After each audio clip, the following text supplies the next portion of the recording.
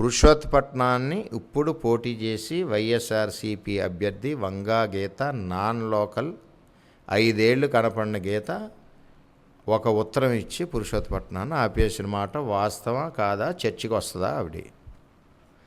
రెండవది, ఏలేరు ఫేజ్ 2 అదే శుద్ధగడ్డ కొండకాలవ ఆధునీకరణలో టెండర్ అయిపోయి పనులు ప్రారంభించిన దాన్ని వంగా గీత పెండెం దొరబాబు ఉత్తరం ఇచ్చి ఆపివేశారా లేదా అన్నది చర్చకి రమ్మనండి.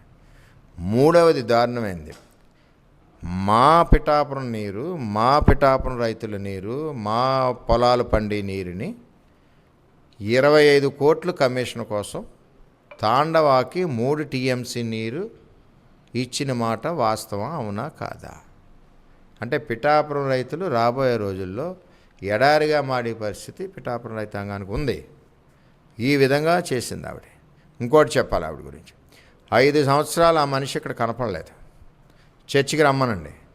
ఏ ఊళ్ళో అన్నా ఒక ఊరు వచ్చింది అంటే మేము ఆ ఊరు ఓటు అడగం, పవన్ కళ్యాణ్కి వేయమని అడగం, గీతకి వేయమని చెప్తాం. రాలేదు. కరోనా క్లిష్ట సమయంలో అసలు రాలేదు.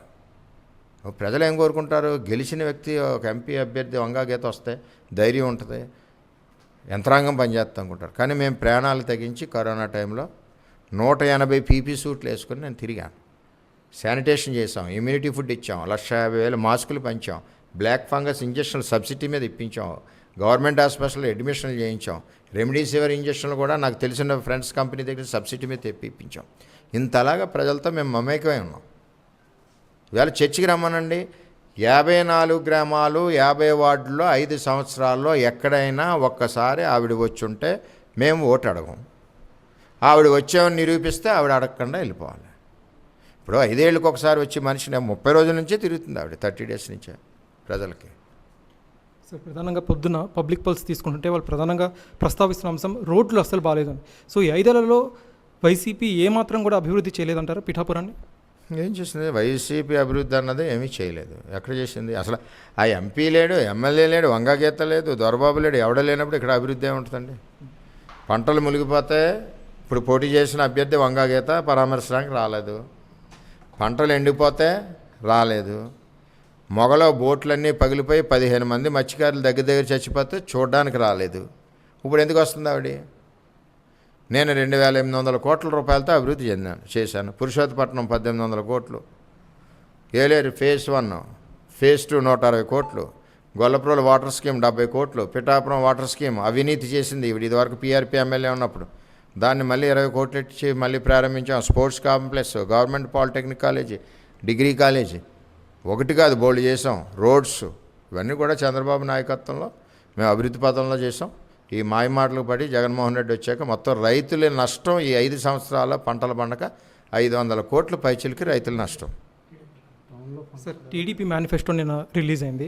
ప్రధానంగా వైసీపీ మేనిఫెస్టో చూసుకున్నట్టయితే సంక్షేమానికి పెద్దపీట వేశారు. టీడీపీ మేనిఫెస్టో చూసినట్టయితే డెవలప్మెంట్ ప్లస్ సంక్షేమానికి పెద్దపీట వేశారు. టీడీపీ మేనిఫెస్టో పట్ల మీ అభిప్రాయం ఏంటి సార్?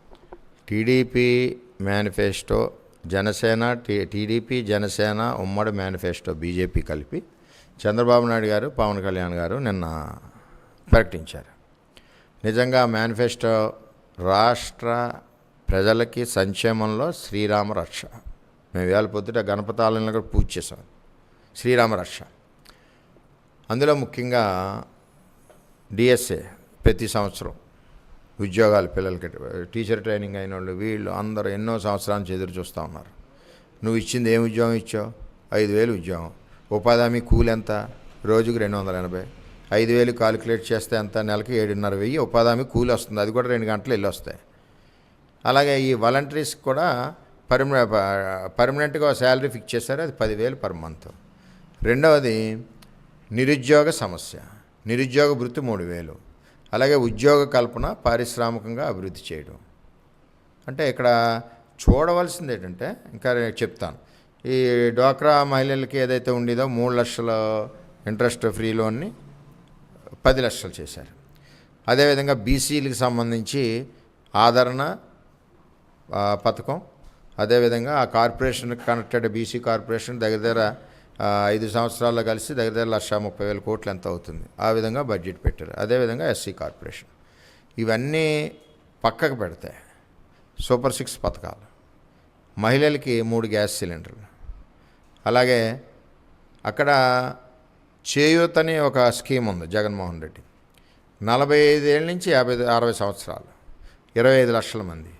అదే తెలుగుదేశం పార్టీ ఇప్పుడు ఉమ్మడి మేనిఫెస్టోలో పెట్టింది, చంద్రబాబు పవన్ కళ్యాణ్ పెట్టింది, 18 సంవత్సరాల ఆడపిల్లల నుంచి 59 సంవత్సరాల వరకు 1,30,00,000 అవుతున్నారు. అంటే ఇది పేదవాళ్ళని ఏ విధంగా సపోర్ట్ ఆర్థికంగా నిలబడుతున్నారన్నది ఒకటి అర్థం చేసుకోవాలి. మరి ఇదే కాకుండా అమ్మఒడి, ఒక పిల్లడు చదువుకోవాలి, జగన్మోహన్ రెడ్డి దృష్టిలో ఒకడమ్మ పాలకప్పు పని చేసుకోవాలి. అదే చంద్రబాబు దృష్టిలో తల్లికి వందనం, పిల్లలందరూ సమానం, పిల్లలందరికీ ఎడ్యుకేషన్ ఉండాలి.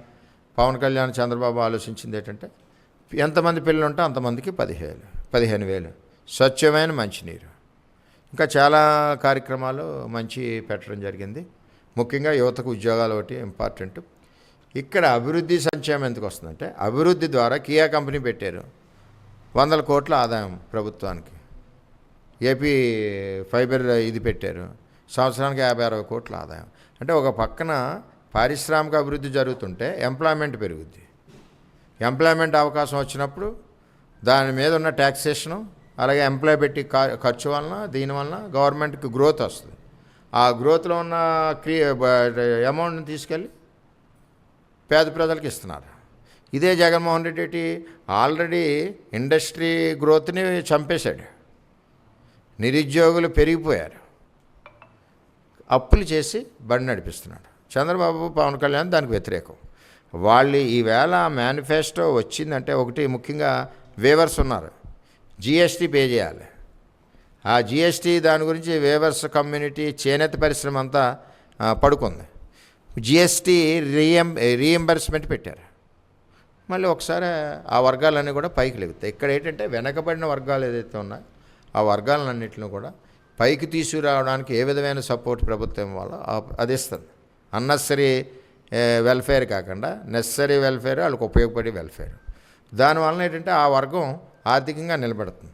అంచేత ఇవన్నీ కూడా చూసి చాలా చక్కగా చేశారు. తర్వాత మరి ఆరోగ్యం, హెల్త్ ఇన్సూరెన్స్ 25 లక్షలు ఎక్కడుందండి? 25 లక్షలు ఈవేళ భారతదేశంలో ఎవరూ చేయలేదు. 25 లక్షలు మీరు మెడికల్గా ఏం జరిగినా సరే కార్పొరేట్ హాస్పిటల్కి వెళ్ళి ఖర్చు పెట్టుకోవచ్చు. ఆ విధంగా నిజంగా చెప్పాలంటే ఈ మేనిఫెస్టో చంద్రబాబు నాయుడు పవన్ కళ్యాణ్ ఈ రాష్ట్రంలో తిరిగినప్పుడు పేదల యొక్క ఆక్రందన, వాళ్ళ గుండెల్లోంచి వచ్చిన ఆక్రందన, చంద్రబాబు పవన్ కళ్యాణ్ కళ్ళతో చూసిన పేద ప్రజల బాధలు, ఆ కన్నీళ్ళు, ఆ మనసులో గూడు కట్టుకుని బయటకు వచ్చిందే నిన్నటి మేనిఫెస్టో. అదే పేదల పాలిట శ్రీరామరక్ష. ఇక్కడికి వచ్చేసరికి 5 ఏళ్ళ నుంచి ఇప్పుడు కనపడిన వంగాగీతను తరిమి కొడతారు. అలాగే పవన్ కళ్యాణ్కి భారీ మెజార్టీ ఇస్తారు. వంగాగీత ఆలోచన ఏంటంటే మద్యం డబ్బుతో ముంచేయాలని చూస్తూ ఉన్నారు. డబ్బు సంచులు వచ్చాయి, మద్యం లారీలు కూడా దొరికాయి. ఇది పరిస్థితి. ఎలక్షన్ చేయాలనుకుంటే ఆ రెండింటి గురించి వాళ్ళు పనిచేస్తున్నారు. కానీ ప్రజల మనసులోంచి తెలుగుదేశం పార్టీ, జనసేన, బీజేపీ ఉమ్మడి అభ్యర్థి పవన్ కళ్యాణ్ గెలిపించి తీరుతాం.